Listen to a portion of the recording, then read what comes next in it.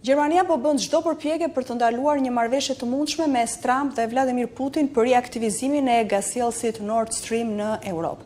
Kancelari gjerman Friedrich Merz ka mbështetur planin e Bashkimit Evropian për të ndërmarrë sanksione të mëtejshme për Rusinë në fushën e gazit. Kancelari gjerman Friedrich Merz po mbështet aktivisht një ndalim të propozuar nga BE për tubacionet Nord Stream që lidhin Rusinë me Gjermaninë si një përpjekje për të ndaluar çdo mundësi që SBA dhe Rusi të riaktivizojnë lidhjet e gazit.